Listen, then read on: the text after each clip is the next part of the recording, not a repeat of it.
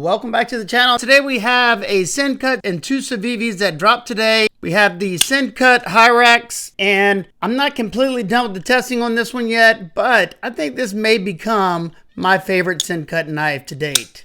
These come in, I think, at $39. My particular version has the green peel ply G10 layered underneath the ivory G10. It's a nice little contrast. I'm not a big green fan, but I think it looks nice. And it's a good size. Coming in at 7.79 inches long with a 3.3 inch blade. I get a nice full 4-finger grip on it. And what I like most about it is this deep hollow grind they put on this bad boy. 9CR, 18 MOV stainless steel. And yeah, as soon as I get done with the testing, I'll probably put the review up on Saturday if I finish up. But stay tuned for this one. If you don't want to wait for the review and you're interested in picking one of these up, I will have it linked down below. The links will be affiliate links, so if you want to help support what I do here on this channel, it helps me pay for our testing material. Awesome. If not, no big deal. Two new Civivis. We have the Civivi Incendi, and also we have the new Civivi Nugz. The Incindie is also an excellent size for EDC, coming in at 7.97 inches long with a 3.5 inch spear point blade of either stainless Damascus like you see here, and I chose this one. I think they look absolutely phenomenal. If you like that polished look underneath with the dark etch, I think it looks great, and I found they perform very, very well. If you don't like the Damascus, however, they do have versions with 14C 20-inch steel, one of my favorite budget steels, so either way you go, I'm sure it's going to be great.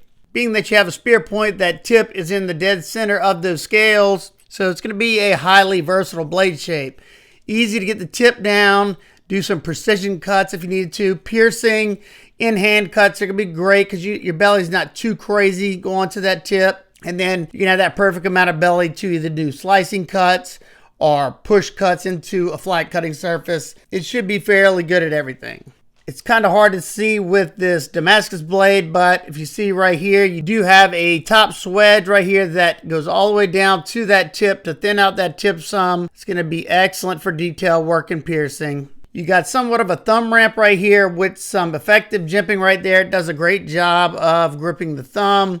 And you have a fuller on both sides of the blade. Your sharpening choil, it's hard for me to tell because of the pattern right here, but it seems like you should have several sharpenings before it'll widen. And when I first got this knife, I was kind of worried because you can see with that fuller right here, your grind height stops about midway, and then they did the fuller. However, they put a nice deep hollow grind on this one and managed to get it down to around 14 thousandths behind the edge. So let's see what it can do.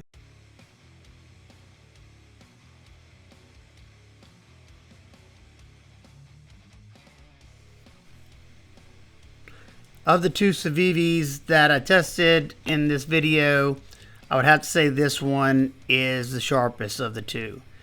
That paired with the hollow grind, that thin edge bevel, this is just slicing so well. And I was kind of shocked because, you know, at first glance I was like, that's a low height grind there. But being that they did a great job with that hollow grind and it came with a remarkable edge, it is blasting through the material. And we add a bunch of extra cardboard. My wife went to Costco and I need to put all this in the recycle bin.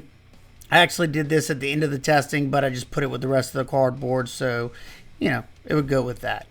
But yeah, I broke down a bunch of cardboard. I think before I sped it up 4 times speed, I think it was like 20 something minutes long with just the second set of cardboard. And I got that's impressive, man. The edge is still, it's after I finish all this testing, it still has a nice working edge. I'm pretty sure I show y'all in the video, but if not, there you go. But you got a nice workable edge here. The belly's not too crazy, so you can do long cuts without sliding out of the cut, and it was a joy to use. I swapped it up, did different types of cuts, cross grain, with the grain, downward cuts, and everything I did was excellent. Definitely was shocking on how crisp this edge is and how well it did. I'm not sure. I think the Damascus is a VG10 core. I could be wrong. It might be 9CR. Regardless, it did phenomenal. And after testing the two knives, it felt like this one had a little leg up on the the Nugs. You know, it's kind of hard to say, but that's how it felt to me. But yeah. So, sorry I had to speed it up so fast. I did not want this video to be an hour long. It was like the Energizer Bunny. It kept going and going and going. And I was able to get all the cardboard into our recycle bin. So, yay! I got the Star Husband of the Year award. But yeah, enjoyable. And I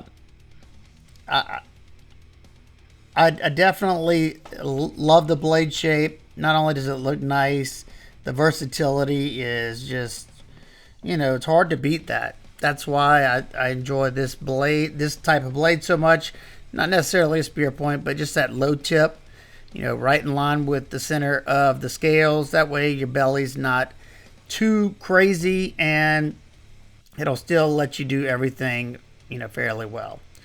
Now, testing ergos. This handle's nice and comfortable.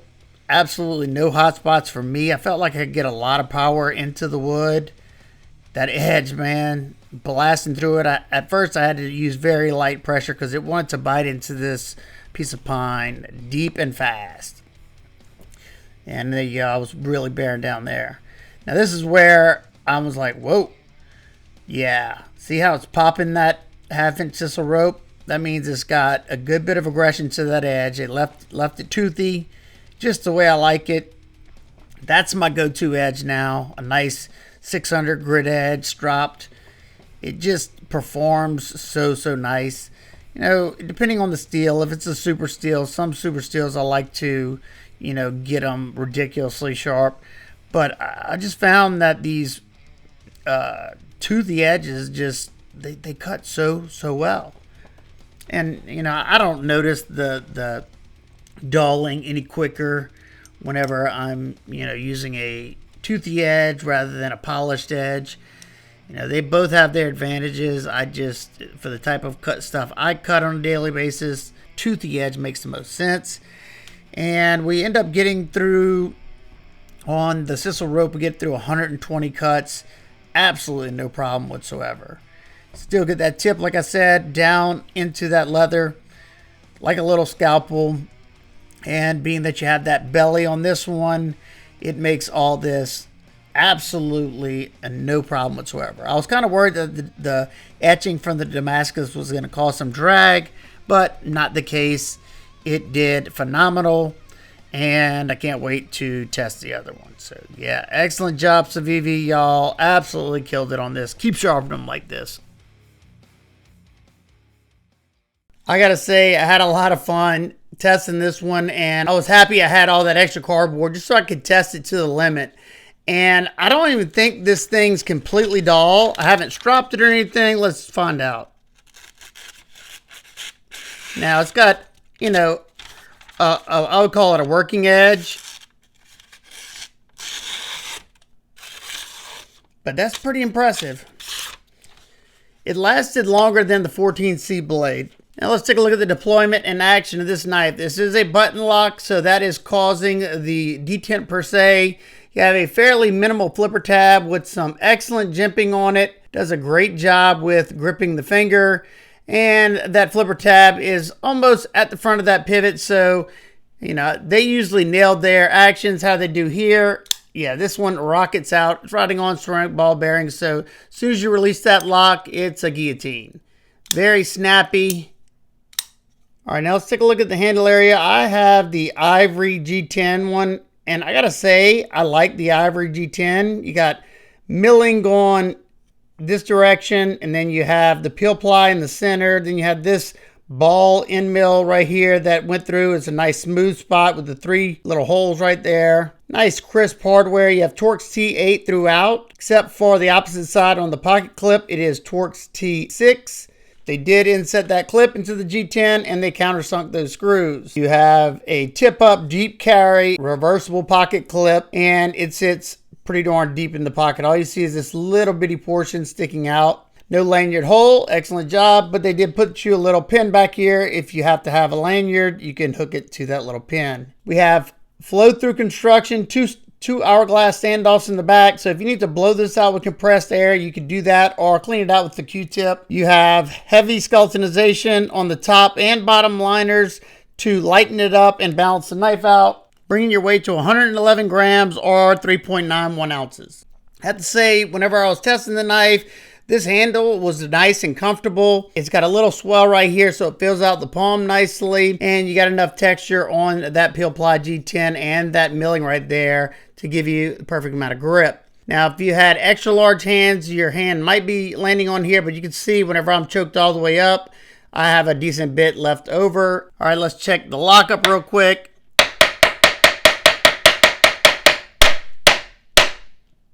Nice and solid, just like pretty much every Civivi I've ever tested. My particular button lock has just that hint of stick, and it's the type of stick that I like. That way I know it's nice and locked up. Quick size comparison with the Ontario Rat 1 and 2.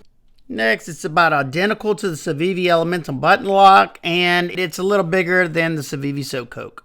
And last, it's almost identical to the Civivi Chevalier and the Civivi Voltaic. All right, now for my nitpicks and complaints, I don't really have much at all. Maybe a filler tab right here would be nice, and it would have been awesome to be able to have some other deployment besides a flipper, but that's just my preference. Other than that, I absolutely love this one. I think it's a gorgeous knife. I think it performed outstanding.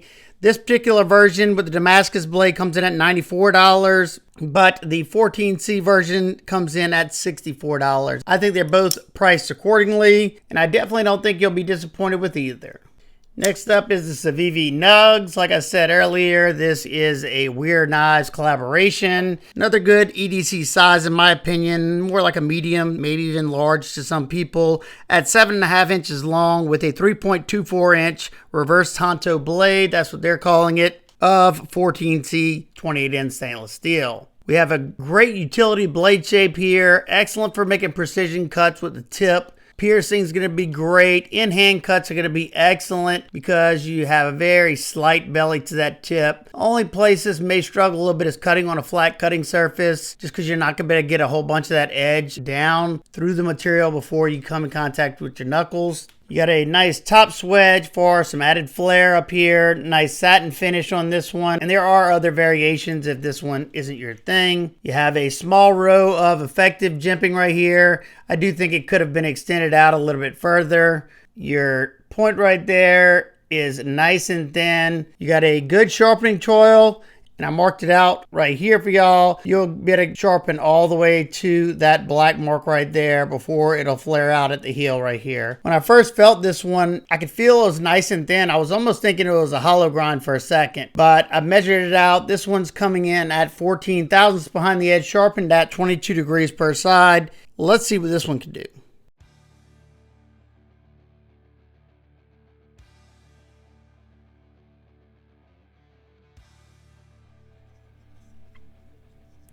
One thing I've noticed with the last several Civivi knives that I've gotten is that they have improved on the sharpening, because they seem to have a lot more bite while still being ridiculously sharp.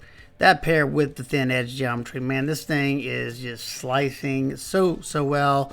And it was doing so well that I decided to break down a bunch of boxes that my wife had left over from going shopping this week at Costco. So we had a ton of boxes and it wouldn't have all fit into the recycle bin. So I'm doing the nice husbandly thing and chopping it up.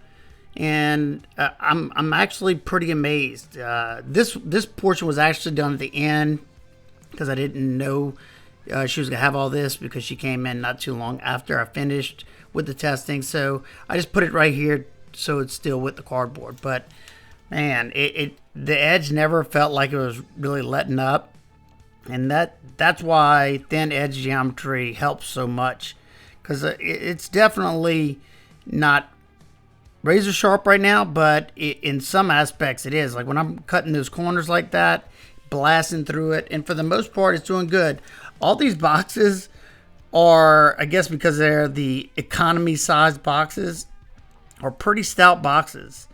They're not, you know, your little flimsy cardboard that some of these things come in, but yeah, I was impressed. This is where it's really going to shine, breaking down boxes, stuff like that, cutting string, rope in hand, and it's going to do it very well. It's going to be a very powerful cutter because you have almost a straight edge, just a slight bit of belly.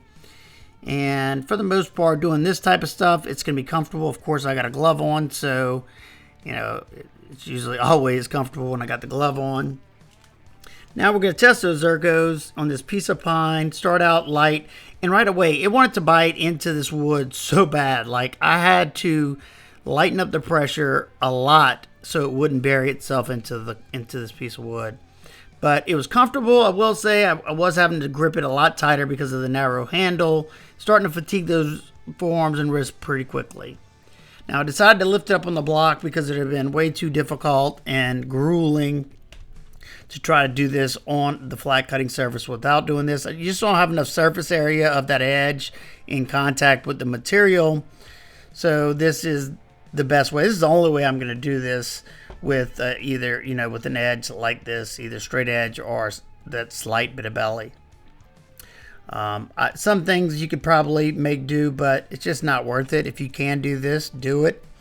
And it's biting into this sisal rope very, very well, and that's how I know it has a good bit of tooth to it, because if not, it would skate off that rope, and it's doing an amazing job.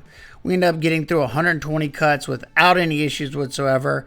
I tested the edge after I did this rope, and it didn't affect it all that much. It was still cutting phone book paper nice and cleanly, and the whole time it was a joy to use.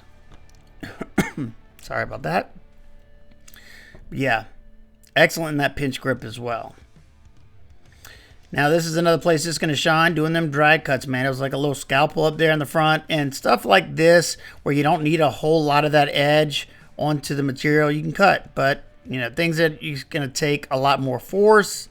I'm lifting it up on the block. That way I don't break my tip because it's going to end up landing into the cutting block. But yeah, this whole entire time through the denim, blasting through it, nothing really gave it any trouble. Outstanding job with this one. Yeah, definitely performed very, very well.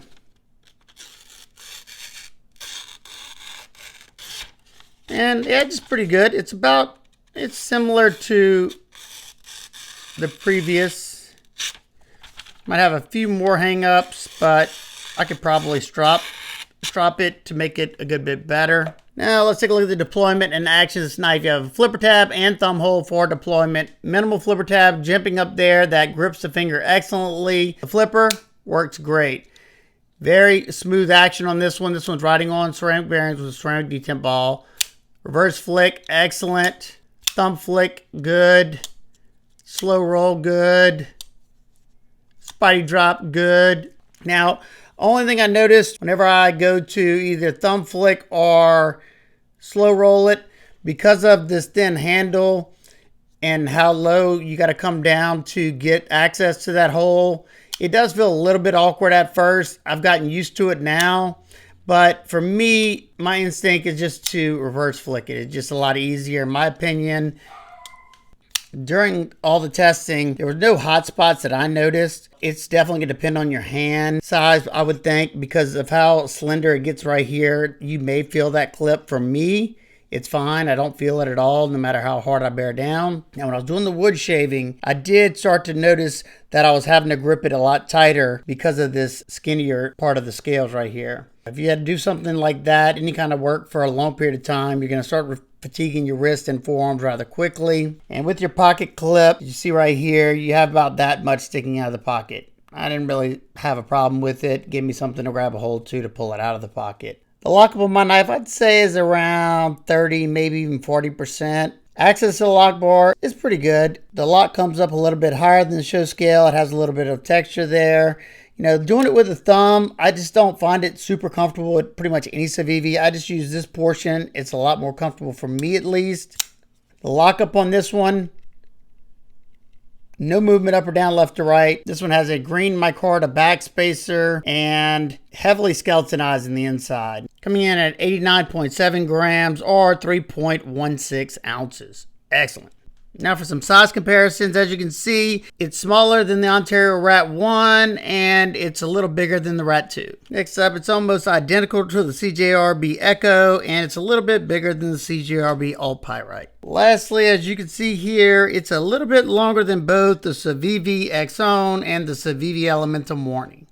All right, now for my nitpicks and complaints. There's no lefty love. It doesn't affect me any, but I know there's some lefties out there that wish it was. And also, while we're talking about the pocket clip, it is a little bit tight. It's the only thing I don't like about these stainless clips, but the one good thing is I have a few of the titanium aftermarket milled clips from Civivi, so I could always put that on there, I'm sure. And lastly, the handle's a little slim. It's comfortable, but for me, it was a little slim. But all in all, I absolutely love both of these.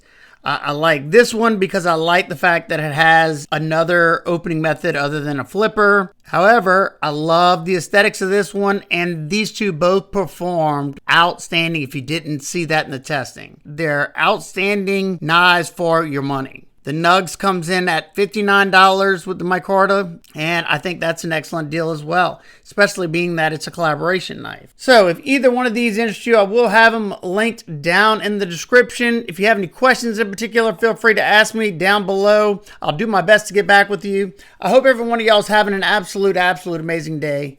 I will see y'all on the next one.